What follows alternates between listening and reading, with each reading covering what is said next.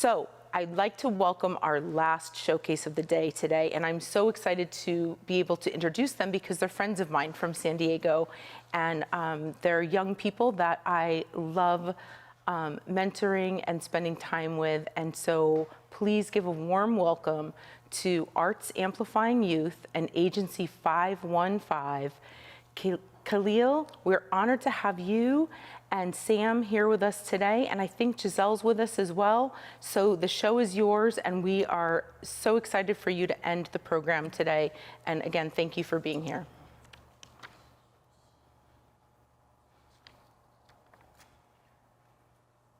I used to be afraid of the sound of my own voice. I was hiding, mostly from myself. I couldn't find the words to share the things that I felt inside of me. A soloist, performing in a world that didn't consider the noise I made to be music. I held notebooks and pens for my safety. I anchored myself in the chair. In the back of the class, I kept my head down at my desk and I never raised my hand. Creativity was the only thing in me loud enough to say that I was here. Bright enough in me when darkness seemed to be my disposition, bold enough in me to stand outside of limiting definitions, often meaning that I'd be the outcast in institutions who'd enforce their substitutions, prescribing solutions to perceived dysfunction, such confusion anytime that I didn't present as their kind of smart, denying me the necessity of art as if it didn't exist in the way they drew conclusions. They painted straight lines for youth, my color, but I was born to scribble. They carved rules from stone, and I'd find a way to resculpture them a little because the design in me is made of different mold, much too strong to bend to will, and far too round than any box was meant to hold. If I had $1 for every time they tried to make sense of me, I would buy myself the privilege to exist in a world that didn't insist on caging me. I'd buy the freedom for students to learn without chains, enhance classroom support for educators so they too could be free enough to learn our names.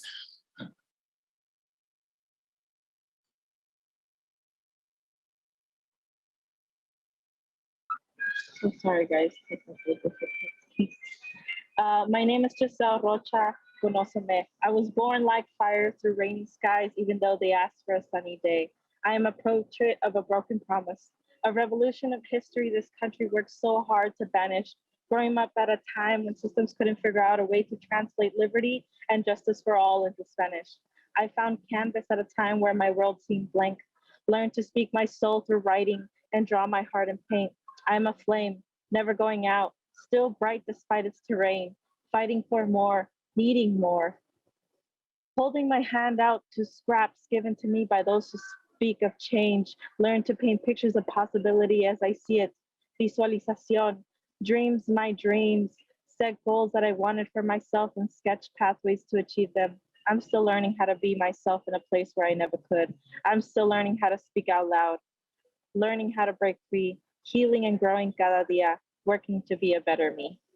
I danced because it was how I learned to speak when I didn't have a voice. Then they try to silence my body, sneak stillness into my subconscious, convince me that all of me is still a little too loud. But I have learned that it's impossible to muscle a mountain, let these heaps roll like an avalanche, that when I speak, I shake the very core of the earth, that my feet swept hurricanes, winds of change, and you too will be moved. Feel this heartbeat solid as a rock, and on my truth I stand. I stomped, I danced, I shout. Give me a couple counts to choreograph my words and watch my story turn a solo into an ensemble, into a movement. Amplify, singing through my body one step at a time. My voice is a work of art. And you will see me. You will hear me. You will feel every part of who I am. I am an artist. And we share a story in hopes that it can break barriers. Listen up. Our future is dependent upon innovation, which means that the tomorrow that we are all here to build relies heavily on young creatives, and it is our job to give them the tools to shape us. Creativity is not an option. Let the sound of our voice be proof that this movement is never stopping. Thank you. Excellent. Thank you. Thank you. That was amazing words. Agency 515. You know, we've been surrounded by great poets, and you've added to that. So, Rudy, I mean, what do you say to something like that? Wow. Well, first and foremost, I want to say that was incredible, and thank you so much for being a part of this program. We have a couple questions for you. So I was wondering, what was the inspiration behind this poem? We took to the theme of the event at the Social Education Theater and at Arts Amplifying Youth. We work a lot on youth voice, on telling our stories, on the way in which art helps us do that and share who we are with the world and the things that we care about. So we just all thought about what it is that we do as artists, and what it is that we have to say to an audience that needs to hear us. Awesome. And Giselle and Sam, thank you again for your words. We have two awesome quotes from you. Giselle, when we asked the question, if a middle or high school student wants to share their art, what advice do you have for them? And Giselle, you said, go for it.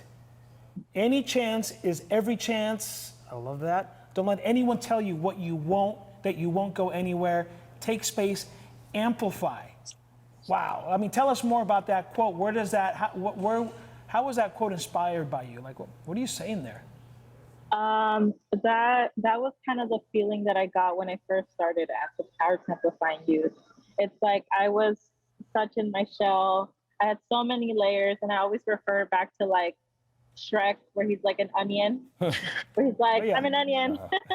So it's like all these layers that have come off. I just want people to know that the better version of themselves is there, and they just need a little bit of a push and for them to keep going. Excellent, excellent. And why don't you take this next quote from Sam? Why don't you read it for us? So Sam, so the question was, how do you use your art to share your voice? And your answer was, I utilize my art as a form of protest.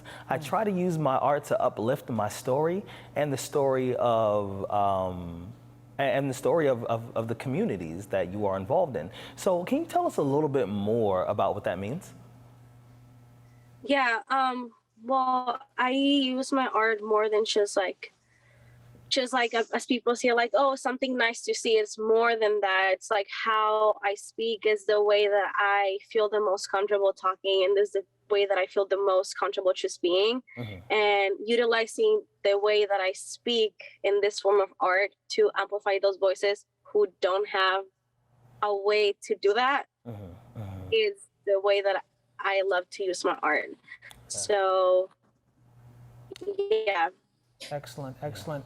And Giselle and Sam, when we think about youth voice, sometimes our young people need guidance on how to find it, right? Yeah. You've been sharing that, like how do young people, how can we mentor and support young people? What are some tips or advice that you have for adults who are mentoring youth in finding their voice? And maybe Sam, you can start with that. Listen, I don't think there's much of a guidance. It's more of make sure that you're listening, taking yourself out of the picture, and really asking yourself what this person needs. Not what can I give them, but what can they give to you, and that way you all can collaborate together. It's a lot about listening and making sure that whatever work you do, it is about them. It's about the youth, and it's not, and you exclude yourself out of the picture in some way. Yeah, I think that's super important, right? So many times we see ourselves as offering a service to the youth, not knowing that we're also getting something back, right? Yes, and I think that's a really important aspect, that it's not just it's not a one-way thing, it's an exchange.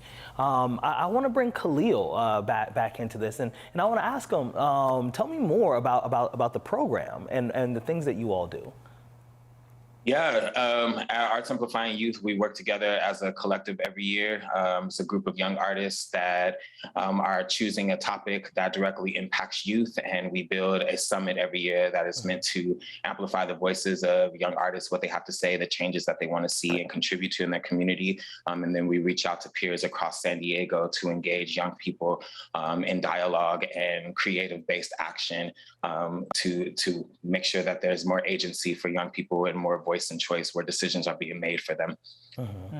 Oh, very important. Yeah, awesome. And Giselle, why don't you answer that question earlier too, around the role of mentors, and how do the staff that are working out there supporting our young people and really guiding and being there for young people as they discover their voice, what tips do you have for staff all around the country that are looking to do that and walk alongside young people to find their voice? I think giving space from the beginning. I know that at the beginning of class, like you give all these like icebreakers and syllabuses. Make sure that you're putting in there that, hey, I'm here to give space. I'm here to create this together with you. And we're here to like customize and be individualized when we're here together as a class or as a group. So it's like starting from the beginning and giving that like option or that like way to just let your students be them when you're there in your class. So starting from the beginning.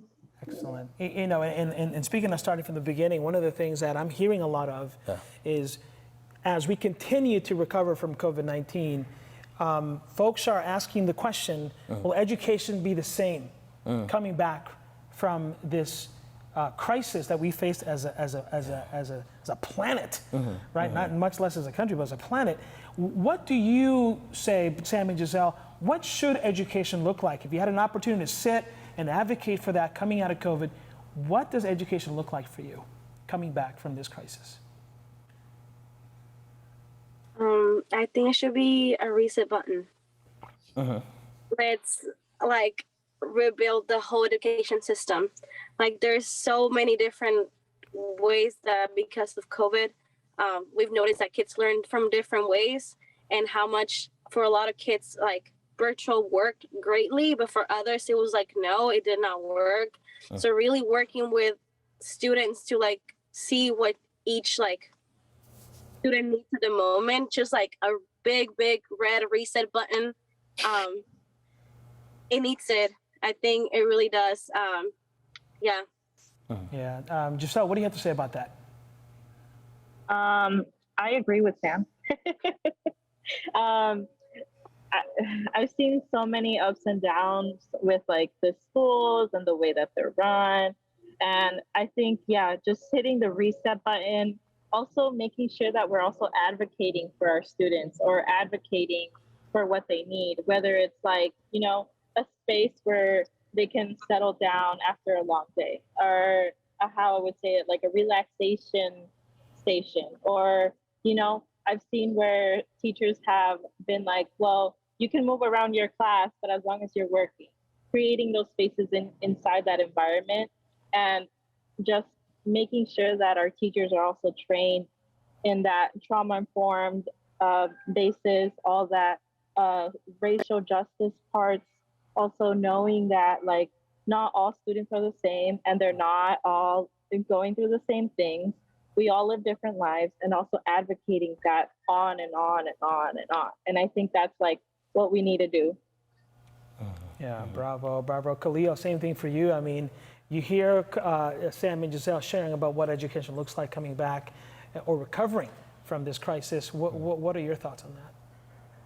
Yeah, I'm inclined to agree. It is my greatest hope that during this time that educators have also had an opportunity to be students, and that they are bringing that learning into whatever it is that we are creating as an educational system moving forward. And I hope that students are fully invited to co-design whatever that experience is, and that moving forward, we can agree to educate the whole child to make sure that everybody has full access to the arts, make sure that the experience of the learner is being factored above their grade point average, and that we're really spending time to get to know the humans that we're engaging with, so that classrooms are safer and young people are braver and more creative, and that possibility grows out of all of this opportunity to be new and be better. Awesome. I mean, amazing responses. I mean, Rudy, what are you hearing from all three? What I'm hearing the most is that we have to adjust. Yeah. You know, we have to adjust to the times, and even though this is a very new experience for all of us, you know, with quarantine and whatnot, that like now that we're experiencing like this new sort of normal, what does that look like for education? And I think that's something that we have to have a collective conversation about, and what innovations are going to come out of this. I didn't hear anything about online, virtual classrooms until the shutdown happened, right? So I'm interested in seeing what ways in which educators can now collaborate with our students and put together an environment that's conducive, for everybody involved. Yeah, Khalil, you said something really powerful. You said for educators to become students, right? Because we have to relearn and understand collectively how we move forward. Agency 515, amazing knowledge, amazing talent, amazing art. Thank you for being with us. You are our final showcase, and you did not disappoint. We saved the best for last. So thank you, folks. Keep doing your thing out there. Thank you so much for having us. Thank you so much.